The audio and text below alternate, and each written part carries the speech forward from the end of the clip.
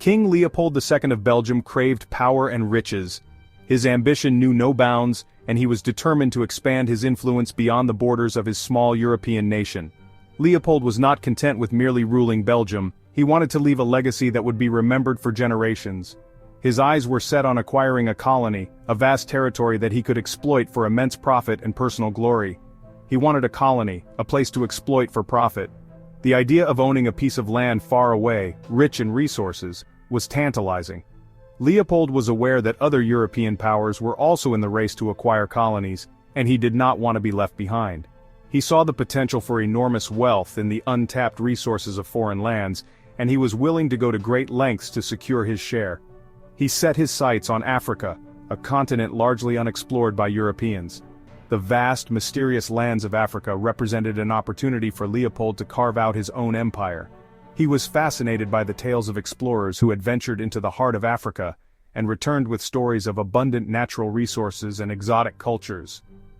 Leopold saw Africa as a blank canvas on which he could paint his ambitions.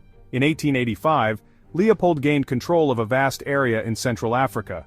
Through a combination of cunning diplomacy and ruthless tactics, he managed to convince other European powers to recognize his claim over this territory. He presented himself as a benevolent ruler who would bring civilization and progress to the African people, but his true intentions were far more sinister. He called it the Congo Free State. The name itself was a cruel irony, as the land was neither free nor a state in the true sense. It was a personal fiefdom, a private enterprise where Leopold could exercise absolute control. The Congo Free State was, in reality, a vast labor camp where the local population was subjected to unimaginable hardships. It was not free, and it did not belong to him. The land and its people were treated as commodities, to be exploited for the enrichment of Leopold and his associates. The Congolese were forced to work under brutal conditions, extracting rubber and other valuable resources that were shipped back to Europe. The profits from this exploitation filled Leopold's coffers, while the people of Congo suffered immensely. But Leopold was a master of deception. He skillfully manipulated public opinion and the international community to hide the true nature of his activities in the Congo. He used propaganda to portray himself as a humanitarian, a noble king who was bringing enlightenment to a dark continent. This facade allowed him to continue his exploitation with little interference from other nations. He tricked other European leaders into believing he wanted to help the Congolese people. At international conferences and diplomatic meetings, Leopold spoke eloquently about his mission to civilize and uplift the African population. He promised to build schools, hospitals, and infrastructure, all while secretly orchestrating a regime of terror and exploitation. He promised to bring them civilization and progress. Missionaries and philanthropists were convinced by his rhetoric and supported his endeavors, believing they were contributing to a noble cause. However, the reality on the ground was starkly different. The so-called civilizing mission was a cover for a brutal system of forced labor and extraction of resources. In reality, he brought only misery and death. The Congolese people were subjected to horrific abuses, including mutilation, torture, and mass killings. The rubber quotas imposed by Leopold's agents were impossible to meet, leading to widespread suffering and death. The human cost of Leopold's greed was staggering, with millions of Congolese lives lost or irreparably damaged. Leopold's rule was built on lies and brutality. The true extent of the atrocities committed in the Congo Free State eventually came to light, shocking the world. Reports from missionaries, journalists, and former officials exposed the horrific conditions and the systematic exploitation of the Congolese people. The international outcry forced Leopold to relinquish his personal control over the territory. He cared nothing for the Congolese people. To him, they were merely tools to be used and discarded in the pursuit of wealth. The suffering and death of millions were inconsequential compared to the riches he amassed. Leopold's legacy is a dark chapter in the history of colonialism, a stark reminder of the devastating impact of unchecked greed and ambition. He saw them as a source of cheap labor, nothing more. The Congolese were forced to work in the rubber forests and ivory fields under the threat of violence. Those who failed to meet their quotas faced brutal punishments, including mutilation and death. The exploitation of the Congolese people was relentless, driven by Leopold's insatiable desire for profit. He forced them to work in the rubber forests and ivory fields. The extraction of rubber and ivory was a grueling and dangerous task, carried out under the harshest conditions. The Congolese were given no choice but to comply, as resistance was met with swift and brutal retribution. The wealth generated from their labor flowed into Leopold's coffers, while the people of Congo paid the ultimate price. Those who resisted were met with unspeakable cruelty. The agents of Leopold's regime enforced his rule with an iron fist, using fear and violence to maintain control. The stories of atrocities committed during this period are harrowing, a testament to the depths of human cruelty. The legacy of Leopold's greed is a scar on the history of Congo, a reminder of the suffering inflicted in the name of profit. The Congo Free State was rich in rubber. This natural resource, found abundantly in the dense rainforests, was a treasure trove waiting to be exploited. The rubber vines, which grew deep within the jungle, held the promise of immense wealth for those who could harvest them. This valuable resource was in high demand in Europe and America. The Industrial Revolution had created an insatiable appetite for rubber, which was essential for a myriad of applications. Factories across the Western world were eager to get their hands on this versatile material. Factories needed rubber for machines.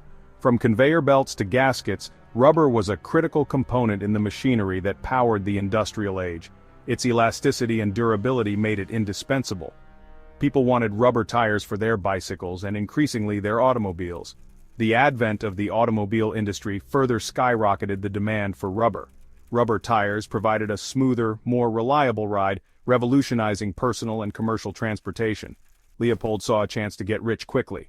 King Leopold II of Belgium, who controlled the Congo Free State, recognized the immense profit potential. He envisioned a vast fortune that could be amassed by exploiting the region's rubber resources. He ordered the Congolese people to collect rubber for him.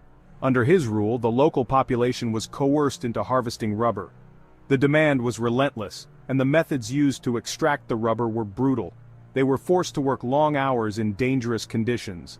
The Congolese workers toiled endlessly, often from dawn until dusk, in perilous environments. The work was grueling, and the conditions were harsh and unforgiving.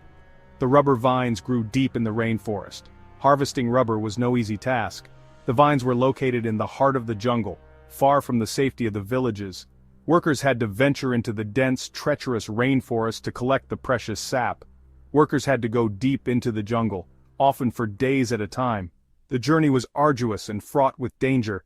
They would spend days, sometimes weeks, navigating the thick underbrush and rugged terrain to reach the rubber vines. They faced poisonous snakes, wild animals, and tropical diseases. The jungle was teeming with threats. Venomous snakes slithered through the undergrowth, wild animals prowled the shadows, and the ever-present risk of tropical diseases loomed over the workers. But the greatest danger came from Leopold's agents. These agents, tasked with enforcing the rubber quotas, were ruthless and unyielding. They wielded power with an iron fist, driven by the same greed that motivated Leopold. They were ruthless men, driven by greed. The agents showed no mercy.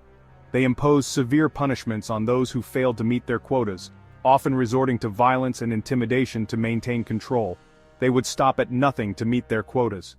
The relentless pursuit of rubber led to widespread suffering and devastation. The Congolese people endured unimaginable hardships, all in the name of profit and exploitation. Along with rubber, ivory was another valuable resource ruthlessly extracted from the Congo. The demand for ivory in Europe and America was insatiable, driven by a fascination with its beauty and versatility. Ivory was not just a commodity, it was a symbol of wealth and status. Elephants were slaughtered for their tusks, which were then shipped to Europe and carved into jewelry, piano keys, and other luxury items. The process was brutal and wasteful, with entire herds decimated for the sake of a few tusks. The ivory trade was a lucrative business, but it came at a tremendous cost to both wildlife and human life. The ivory trade had a devastating impact on the elephant population. By the end of the 19th century, the once abundant herds of elephants in the Congo were severely depleted. The ecological balance of the region was disrupted, leading to unforeseen consequences for other species and the environment as a whole. It also led to increased violence and brutality against the Congolese people. The extraction of ivory was not just an environmental disaster, it was a human tragedy. The local population was subjected to unimaginable cruelty and exploitation. Leopold's agents often used ivory raids as a way to terrorize villages. These raids were meticulously planned and executed with ruthless efficiency. The agents were armed and ready to use violence to achieve their goals. They would attack without warning, killing anyone who stood in their way. The raids were designed to instill fear and ensure compliance. Villagers who resisted were met with brutal force, and entire communities were often destroyed in the process. They would then force the villagers to carry the heavy tusks back to their camps. This forced labor was grueling and dangerous. The villagers, already weakened by violence and fear, were made to transport the heavy ivory over long distances, often without adequate food or rest. Those who could not keep up were often killed or left to die in the jungle. The jungle, once a source of life and sustenance, became a place of death and despair. The legacy of the ivory trade is one of destruction and suffering, a dark chapter in the history of the Congo that continues to haunt the region to this day. To enforce his rule, Leopold created a private army called the Force Publique. This brutal force was made up of Congolese soldiers led by European officers. The Force Publique was tasked with one main goal: to keep the rubber flowing. They were given free rein to use any means necessary to achieve this. The Force Publique became notorious for its cruelty. They terrorized villages, burned homes, and raped women. They would often take hostages, holding them captive until their families met their rubber quotas. One of the most horrific practices of the Force Publique was the amputation of hands. Section 5. A system of slavery. Leopold's reign in the Congo Free State was, in essence, a brutal system of slavery. The Congolese people were not paid for their labor. They were given impossible quotas to meet. If they failed, they faced severe punishments. This system of forced labor had a devastating impact on the Congolese people. Families were torn apart. Villages were left abandoned. The traditional way of life of the Congolese was destroyed. Millions died from starvation, disease, and overwork. The Congo Free State became a living hell for its inhabitants. Section 6. Mutilation and Terror. The Force. Publique used amputation as a tool of terror and control. Soldiers were ordered to bring back hands as proof that they had used their bullets on rebellious villagers, not wasted them hunting. The hands, often severed from living victims, became a chilling symbol of Leopold's reign. This horrific practice served two sinister purposes. Firstly, it instilled terror in the hearts of the Congolese, discouraging any form of resistance.